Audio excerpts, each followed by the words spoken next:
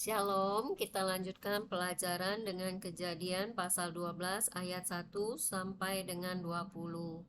Dan Yehova berfirman kepada Abram, "Keluarlah kamu dari negerimu dan dari sanak saudaramu dan dari rumah ayahmu ke negeri yang akan kutunjukkan kepadamu.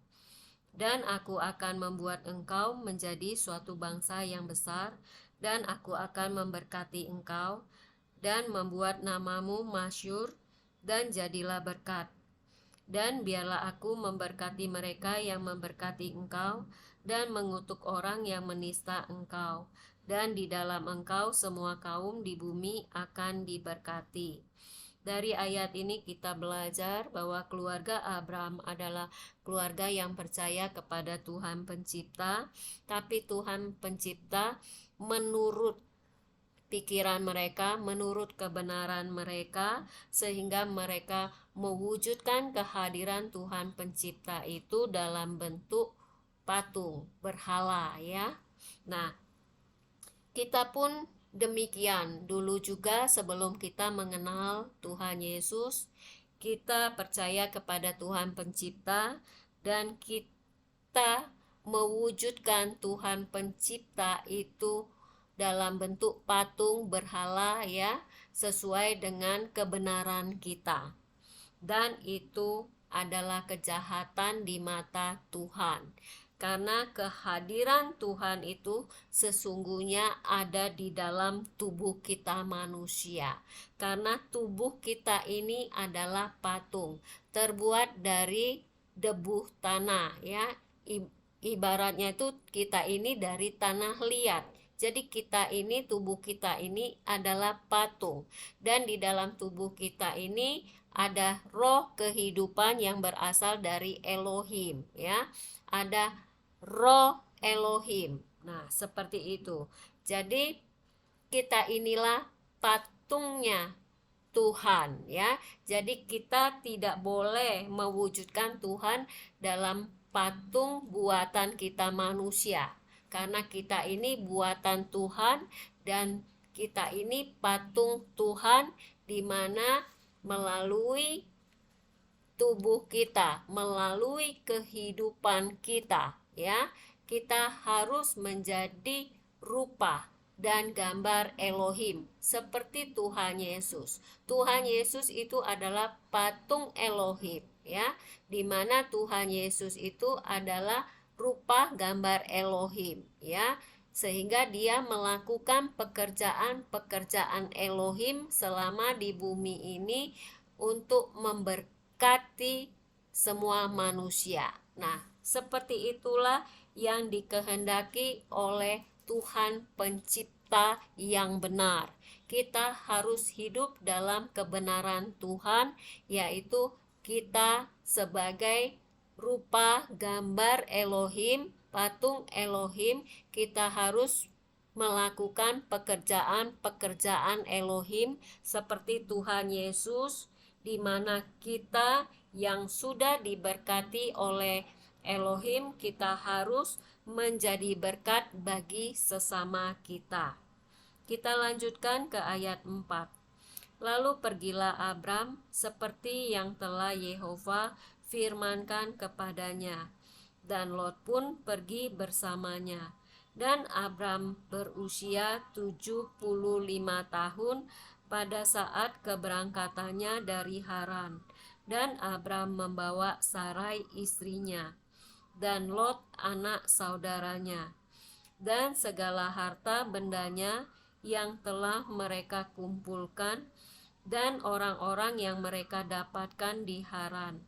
Dan mereka berangkat untuk pergi menuju ke tanah Kanaan. Dan tibalah mereka di tanah Kanaan. Dan Abram melintas melalui tanah itu sampai ke tempat di Sikem, sampai ke pohon Tarbatin More. Dan pada saat itu orang-orang Kanaan berdiam di tanah itu. Dan Yehova menampakkan diri kepada Abram dan berfirman, "Aku akan memberikan tanah ini kepada benihmu." Dan di sana dia membangun mezbah bagi Yehova, yang telah menampakkan diri kepadanya. Kemudian dia pindah dari sana ke dekat bukit di sebelah timur Betel, dan dia membentangkan kemahnya dengan Betel di arah laut dan Ai di sebelah timurnya. Dan dia membangun sebuah mezbah bagi Yehova di sana, lalu memanggil nama Yehova. Dan Abram menjelajah sambil terus berjalan dan melakukan penjelajahan hingga ke Negeb. Dari ayat ini kita belajar kita belajar bagaimana Abram mentaati perintah Elohim untuk keluar dari negerinya, dari sanak saudaranya, dari rumah ayahnya ke negeri yang ditunjukkan oleh Elohim. Nah, bagaimana dengan kehidupan kita? Apakah ketika Tuhan Yesus menyatakan dirinya kepada kita bahwa Dia adalah Tuhan dan menyuruh kita untuk mengikutinya, apakah kita taat pada perintahnya? Karena banyak orang akhirnya terjebak. Mereka berpikir bahwa mengikuti Tuhan Yesus artinya menjadi orang Kristen.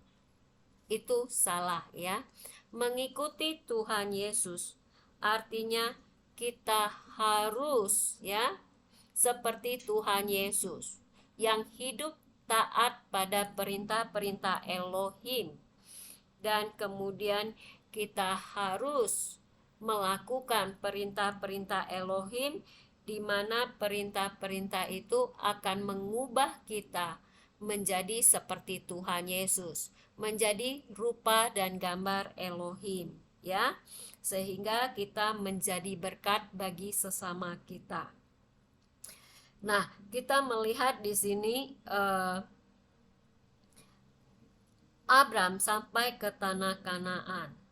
Tanah Kanaan itu adalah janji yang Tuhan berikan kepada Abram Nah, tanah Kanaan itu secara spiritual itu adalah kerajaan Elohim, dan kita akan menerima kerajaan Elohim itu selama kita hidup di muka bumi ini karena itu bicara tentang alam roh. Nah, kita tahu di muka bumi ini ada dua alam roh, yaitu kerajaan dunia dan kerajaan Elohim.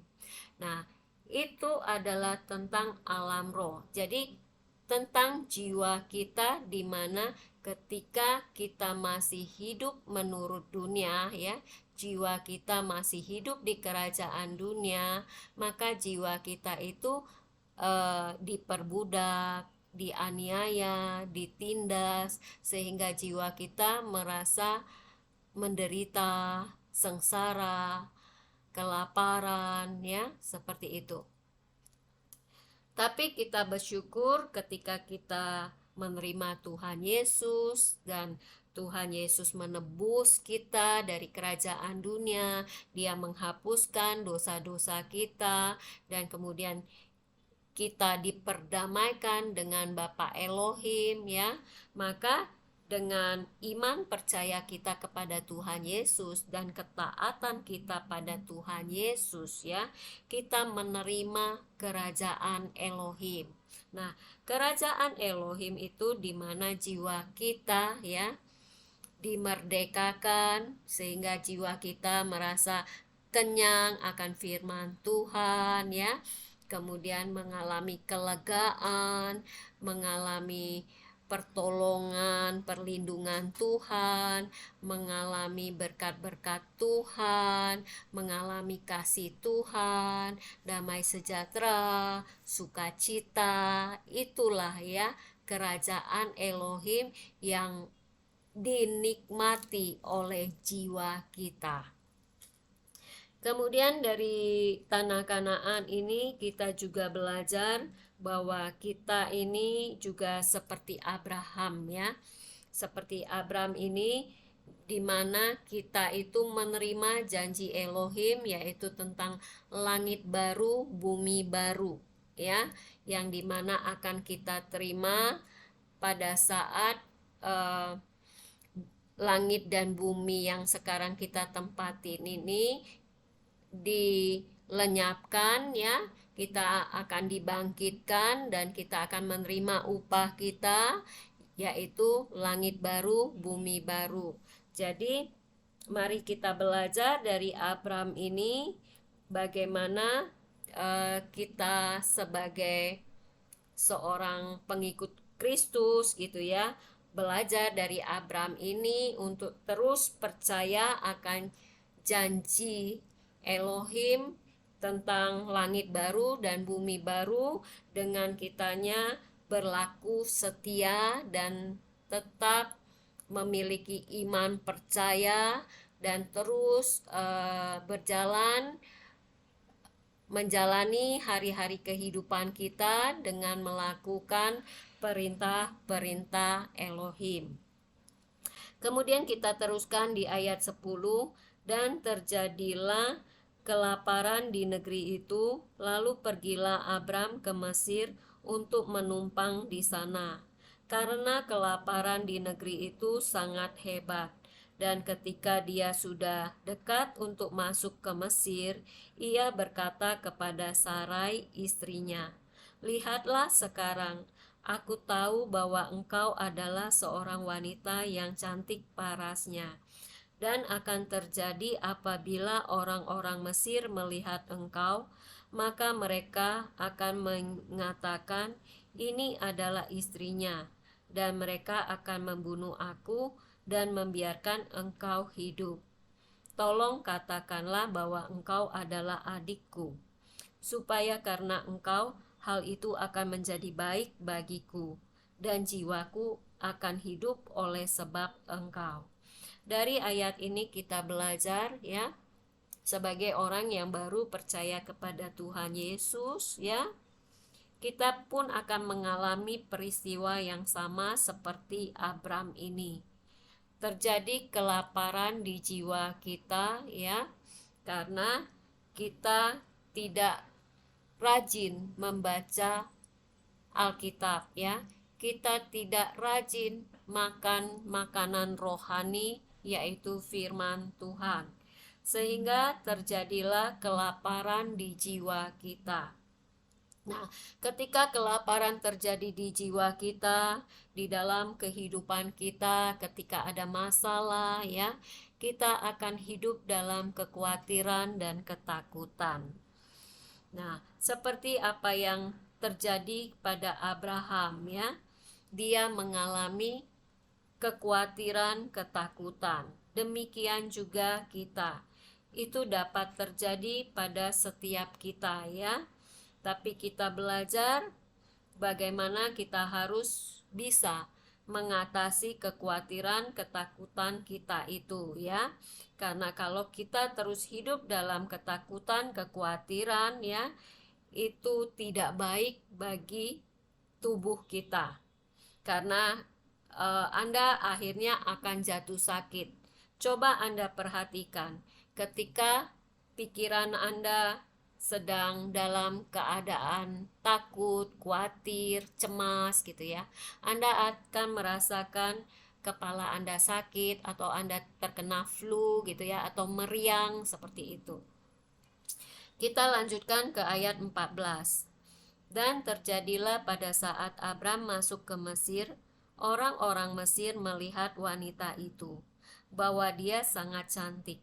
Dan setelah para bangsawan Firaun melihat kepadanya, mereka memuji-muji dia di hadapan Firaun. Dan wanita itu dibawa ke istana Firaun. Dan dia berbuat baik kepada Abram oleh karena wanita itu. Maka menjadi miliknya lah kawanan domba dan kawanan lembu dan keledai-keledai jantan dan budak-budak dan hamba-hamba perempuan dan keledai-keledai betina dan unta-unta.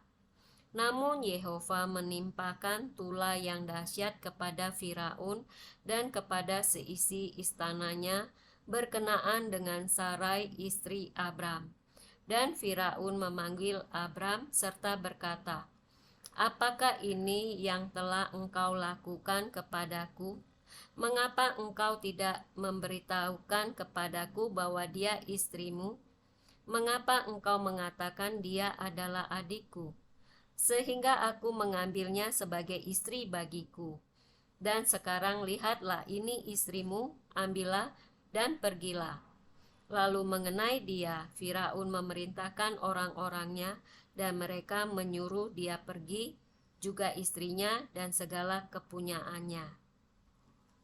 Kita melihat dari Abram ini ya, ketika Abram ketakutan gitu ya, dia kehilangan imannya kepada Elohim. Dan itu bisa terjadi juga pada kita saat kita takut, khawatir, kita akan kehilangan iman kita kepada Tuhan ya. Tetapi kita melihat ya, Tuhan tidak akan meninggalkan kita ya. Dia akan menolong kita dengan caranya yang ajaib. Jadi dalam kehidupan kita, apalagi kalau kita orang yang baru bertobat ya, jangan takut, jangan khawatir ya. Tuhan pemilik roh dari setiap makhluk hidup ya. Dia bekerja di dalam kehidupan setiap orang karena ada rohnya di dalam setiap orang, dan dialah yang dapat mengubah hati pikiran orang itu, dan juga dia bisa bicara pada orang itu ya. Seperti dia bicara pada Firaun supaya Firaun tidak menyentuh Sarai ya. Jadi dari peristiwa Abram ini kita ditunjukkan bahwa Tuhan kita adalah Tuhan yang hidup. Dialah yang menguasai semua roh dari makhluk hidup, sehingga dia berkuasa untuk mengubah hati dan pikiran manusia. Jadi kita tidak perlu khawatir ya, miliki iman percaya kepada Tuhan ya. Kita tahu di firman Tuhan di perjanjian baru, asalkan kita memiliki iman sebesar biji sesawi. Biji sesawi itu sangat kecil ya, itu kita bisa memindahkan gunung. Jadi kalau kita memiliki sedikit saja iman kepada Tuhan ya, maka masalah kita itu akan dipindahkan oleh Tuhan ya, akan Dia selesaikan dengan caranya yang ajaib. Jadi dari sini kita belajar di dalam kehidupan kita, kita tidak perlu takut, tidak perlu khawatir ya, karena kita memiliki Tuhan yang hidup, miliki iman kepada Dia, Dia yang akan menolong kita keluar dari segala masalah kita. Apapun masalah kita, Dia sanggup menyelesaikannya, dan melalui masalah itu Dia akan mendatangkan berkat-berkat-Nya di dalam kehidupan kita ya. Demikianlah firman Tuhan. Tuhan Yesus memberkati. Amin.